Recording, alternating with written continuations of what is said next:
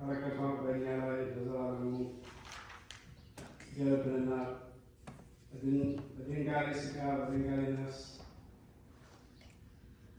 እናች አምላክ የወለደች ክብር እመቤታችን ማርያም ያደረገችው ተአምር ይህ ነው።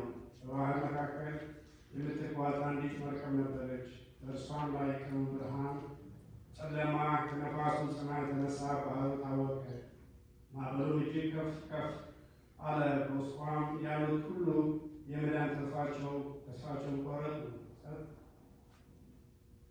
ፈጥነው ለመሞትም ለመጥፋት ደርሰው ነበር። ሁሉም እያንዳንዳቸው ወደ አምላካቸው እየጮሁ ማለዱ፣ ለመኑ።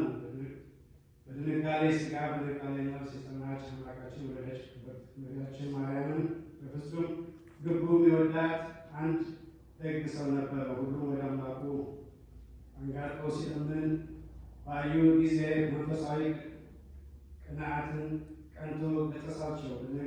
በድንጋሌ ሥጋ በድንጋሌ ነፍስ ወደ ጸናች አምላክን ወደ ወለደች ወደ ክብርት እመቤታችን ማርያም ለምን እርዳታ አትሹም? እርሷም ከቅዱሳን ሁሉ ድንቅ ድንቅ ተአምራትን የምታደርግ ፈጥና የምትደርስ ልመናዋ የምትሰማ ናትና አላቸው። በዚያችን ጊዜ ተአምራትን ወደምታደርግ በድንጋሌ ሥጋ በድንጋሌ ነፍስ ወደ ጸናችው ወደ ክብርት እመቤታችን ማርያም ለመኑ። 3 ቀን ያህል ከለመኑ በኋላ ተጨነቁ። ከዚያም በኋላ እንዲህ አሉ።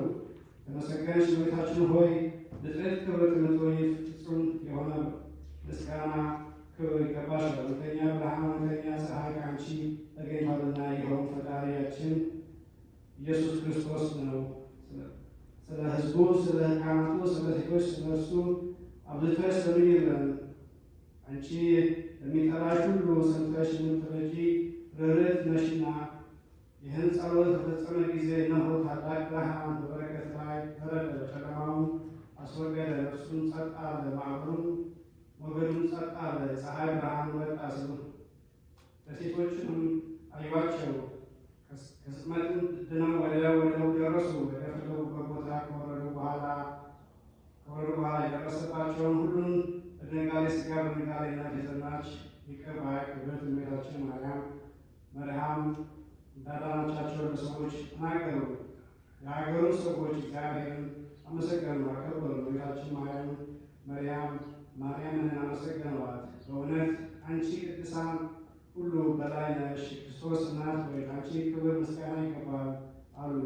የሰማነውን ሁላችንን በይቅርታና በቸርነት ፈጽሞ ይቅር ይለን ዘንድ ስለኛ እንድትለምኝልን እኛም እንማልድሻለን ለዘላለሙ አሜን። ስርዓት ሁሉ እንደ ፊተኛው ነው። ኢየሱስ ክርስቶስ